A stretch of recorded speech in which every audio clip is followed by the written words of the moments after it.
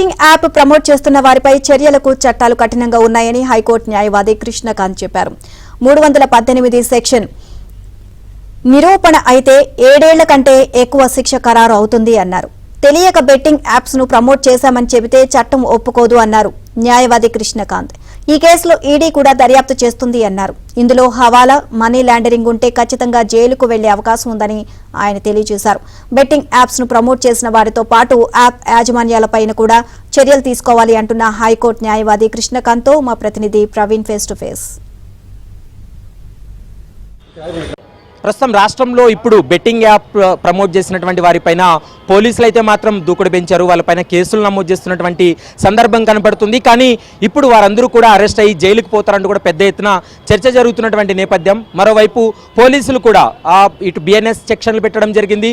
మరోవైపు Telangana gaming act ప్రకారం sections కూడా పెట్టారు. ఈ సెక్షన్స్ వల్ల వాళ్ళకి ఖచ్చితంగా చట్ట ప్రకారం వాళ్ళకి శిక్ష పడుతుందా, వాళ్ళు రిమాండ్ అయ్యేటువంటి అవకాశాలు ఉంటాయా, కేవలం ఈ సెక్షన్స్ ఏం చెప్తాయి అనేటువంటి అంశానికి సంబంధించి ప్రస్తుతం మనతో పాటు మాట్లాడడానికి హైకోర్టు అడ్వకేట్ కృష్ణకాంత్ ఉన్నారు. సార్ చెప్పండి. అంటే ప్రవీణ్ గారు, ఇవాళ రోజు మనం చూసుకుంటే లాస్ట్కి ఇన్ని రోజులు బ్రహ్మచెవుడుతో పనిచేస్తున్న యంత్రాంగం ఇవాళ రోజు కదిలి అట్లీస్ట్ ఈ సెక్షన్స్ పెడతాము, వీళ్ళ మీద క్రిమినల్ ఛార్జెస్ ఫైల్ చేయడం వరకు అయితే జరుగుతుంది. ఇది ఒక శుభ పరిణామమే.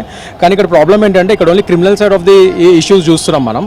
అండ్ ఈ సోషల్ మీడియా ఇన్ఫ్లుయెన్స్ ఎవరైతే ఉన్నారో ఇన్ఫ్లుయెన్సర్స్, వీళ్ళందరూ ఏంటంటే only first chapter of the ఒక సబ్జెక్ట్ అనమాట. అంటే వీళ్ళు ఓన్లీ ఒక ఫస్ట్ చాప్టర్ వరకు మాత్రమే.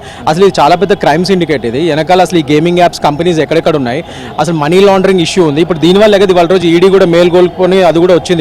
ఇప్పుడు ఈ ఎఫ్ఐఆర్ బేసిస్ మీద వాళ్ళు ఈసీఐఆర్ ఫైల్ చేసి నెక్స్ట్ వాళ్ళు కూడా దర్యాప్తు జరుగుతుంది. సో ఈ మనీ లాండరింగ్ అండ్ హవాలా ఎలా అయింది, వాళ్ళ నుంచి వీళ్ళకి డబ్బులు ఎలా అంది, వీళ్ళ నుంచి వీళ్ళు ఎలా మళ్ళీ దాన్ని బ్లాక్ చేసుకున్నారు, ఇలాంటి వాటి మీద కూడా మనీ ట్రైల్ ఎస్టాబ్లిష్ చేయడానికి ఈడీ ప్రయత్నిస్తుంది. నేను చెప్పేది ఏంటంటే ఇవాళ రోజు మినిస్ట్రీ లాస్ట్ ఇయరే మనకి ministry of information technology and broadcasting central ministry clear guide lines ఇచ్చింది. క్లియర్ గైడ్ లైన్స్ ఏమి ఇచ్చిందంటే ముఖ్యంగా ఈ సోషల్ మీడియా ఇన్ఫ్లుయెన్సర్స్ని ఇంటర్మీడియరీస్ అంటాం లీగల్ లాంగ్వేజ్లో. ఇంటర్మీడియరీస్ ప్రకారం ఇంటర్మీడియరీస్ ఎవరైతే ఉన్నారో వీళ్ళు ఇలాంటి ఎండోర్స్మెంట్స్ చేయకూడదు. ముఖ్యంగా ఇలాంటి ఇల్లీగల్ బ్రాండ్స్ కంపెనీస్ మీద అసలే ఎండోర్స్ చేయకూడదు. అసలు వీళ్ళు ఏదైతే బ్రాండ్స్ ఎండోర్స్ చేస్తున్నారో ముఖ్యంగా వీళ్ళ సోషల్ మీడియా ప్లాట్ఫామ్స్ అంటే ఫేస్బుక్, ట్విట్టర్, ఇన్స్టాగ్రామ్ వీటిలో క్లియర్గా నేను పలానా ప్రోడక్ట్స్ని ఎండోర్స్ చేస్తున్నా అని చెప్పి వీళ్ళు మెన్షన్ చేయాలి. ఒక డిస్క్లైమర్ లాగా క్లియర్గా పబ్లిక్కి కనబడే విధంగా. ఎందుకంటే వీళ్ళు ఒక సోషల్ మీడియా ఇన్ఫ్లుయెన్సర్స్ కాబట్టి వీళ్ళకి లక్షల ఫాలోవర్స్ ఉంటారు. డెఫినెట్గా వీళ్ళ రీచ్ చాలా ఎక్కువ ఉంటుంది. సో వీళ్ళు ఇలాంటివన్నీ పెట్టకుండా, అలాంటి గైడ్లైన్స్ ఫాలో కాకుండా క్లియర్గా ఇన్ని వయలేషన్స్ చేస్తూ ఉంటే ప్రైమా ఫేసి క్లియర్గా ఎస్టాబ్లిష్ అయింది ఇక్కడ.